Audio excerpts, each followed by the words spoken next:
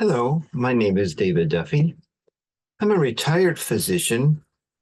I have been a member of the Church of Jesus Christ of Latter-day Saints since 1987, and I currently serve as the minister in one of the church congregations.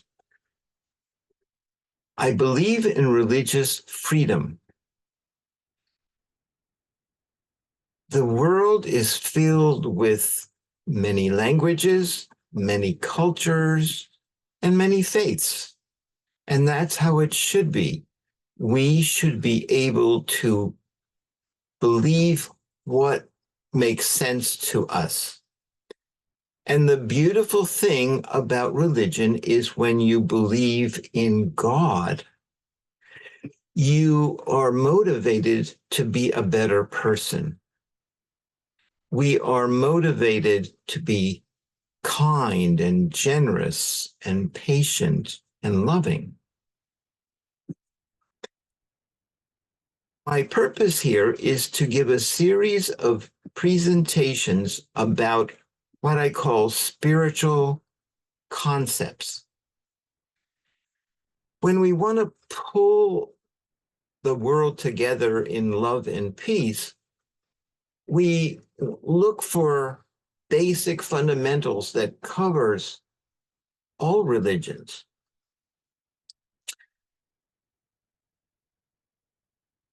The first concept is individual choice, choosing for ourselves, understanding what we believe and acting upon it.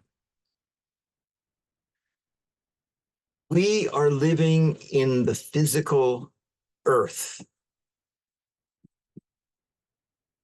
We have physical bodies. What was it like before we were born? Perhaps your first memory is from your childhood. You have parents that raise you. Sometimes it's all together, sometimes it's apart. And as a human being, you feel your body, you have thoughts, you have feelings. Where did you come from?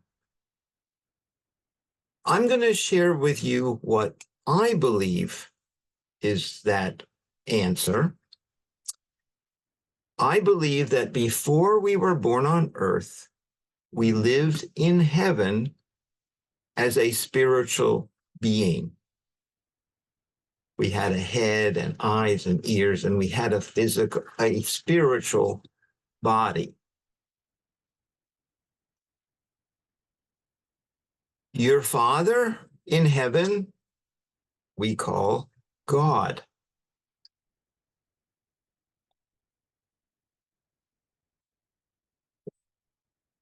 Inhabitants on earth all have the same Father in the spirit world.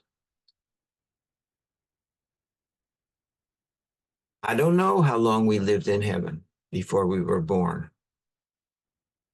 I believe that in heaven we were already men and women. In an atmosphere of love, in God's presence, we developed our personalities. We have interests and talents. In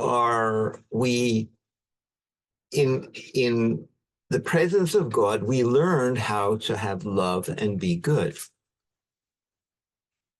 In heaven, there were two persons of note. One we call Jehovah, and the other is Lucifer. Okay, so if we are long-lived spiritual beings in heaven, how do we develop? Well, the fundamental point is to prove ourselves, just like a child graduates from high school and goes to college away from home.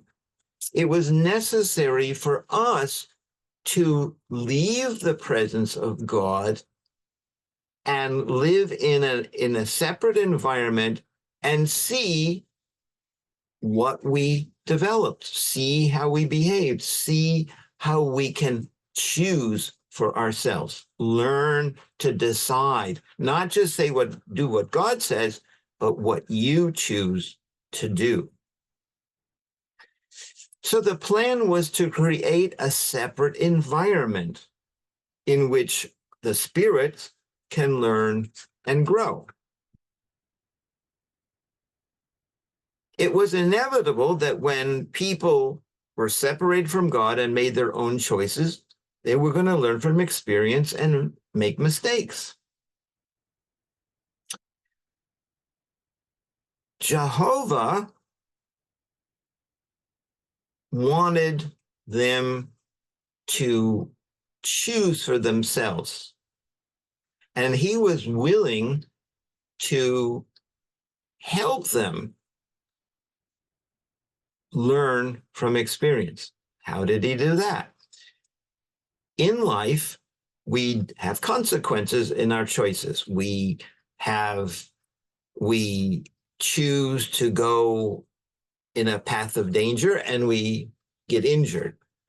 We choose to get angry and we have a fight and we make enemies, things like that. Now, if we go through life and do things, do good, make mistakes, what is the penalty for doing the wrong thing? Well, we feel the consequences of what we cause. Now, Lucifer wanted us to do well under his control. He wanted to force us to do good. Jehovah wanted to allow us and then pay for our mistakes if we repented.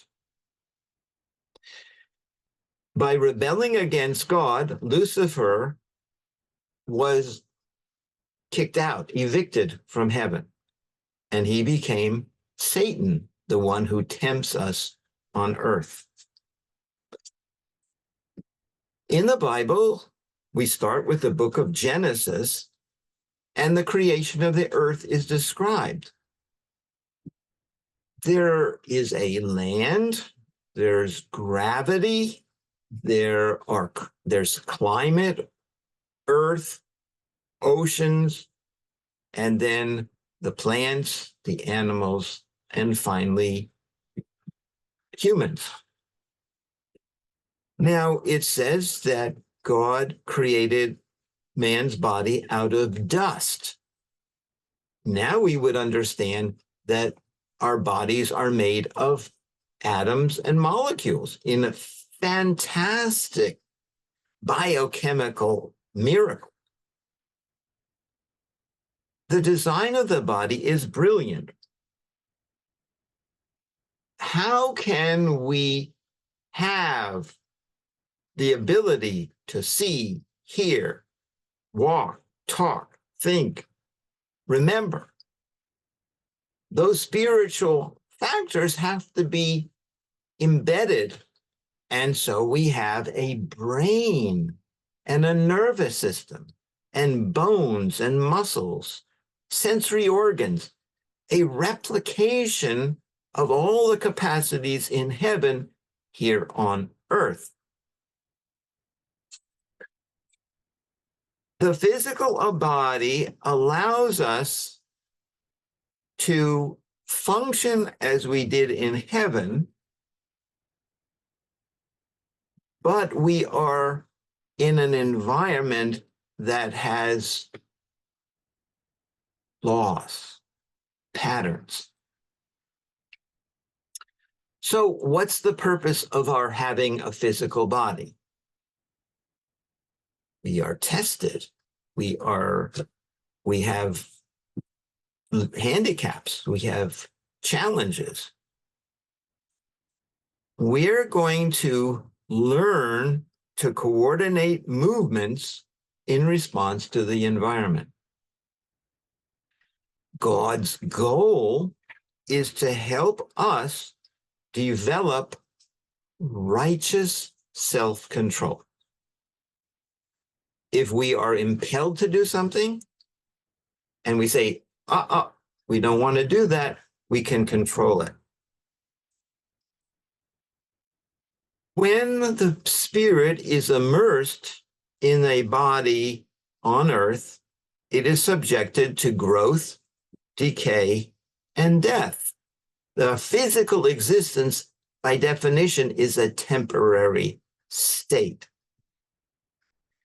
God told Adam and Eve that if they partook of the fruit of the tree of knowledge, they would surely die.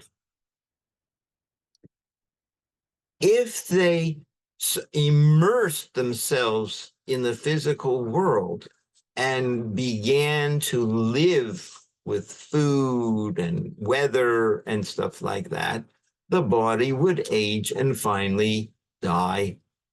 And the vehicle that the person, the spirit, lived in would be removed. Satan said, no, you're not going to die. So Adam and Eve believed them. And they didn't suddenly die.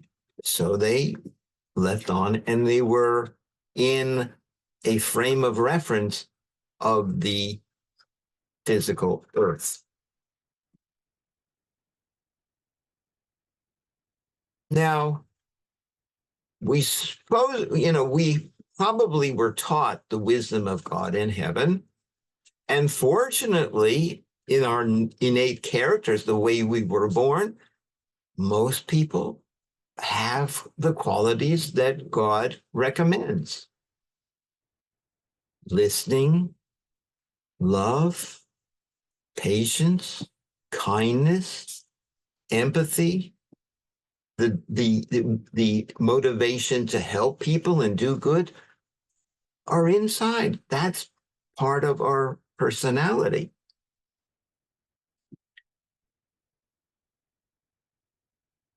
When we follow God's commandments, when we have a righteous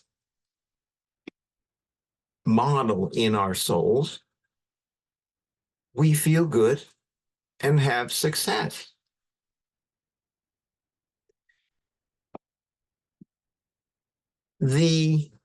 When we have those feelings of envy, anger, sadness, and we act upon it, we can have a miserable experience. God wanted us to be able to differentiate between good and evil, right and wrong. And instinctively, we have that capacity. It's called our conscience. Each person has a configuration that is unique for them of their understandings and beliefs. Certain patterns of behavior are implanted in our soul, and we have a mixture of good and bad feelings, good and bad habits.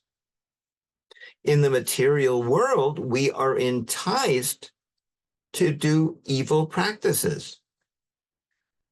We have an exposure to things to which we can become addicted. We will have family and friends, and some of those people will be evil and tempt us to do the wrong thing. We may be caught and punished for our mistakes. We're also subject to anxiety, fear, depression, weaknesses, handicaps, envy. This person can do things better than you can, and you feel the difference, and you feel, less worthy. Those experiences are intended to help us move away from that into a pattern that is similar to God and his recommendations.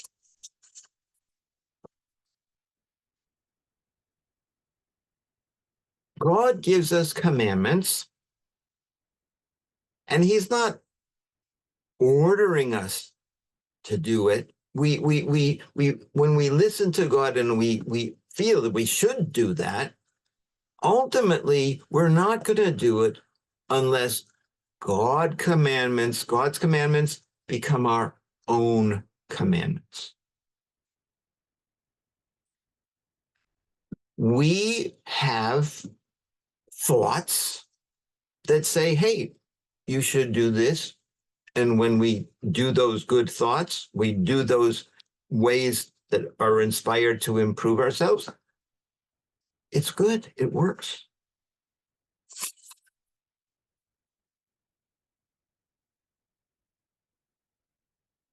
This is the concept of personal choice.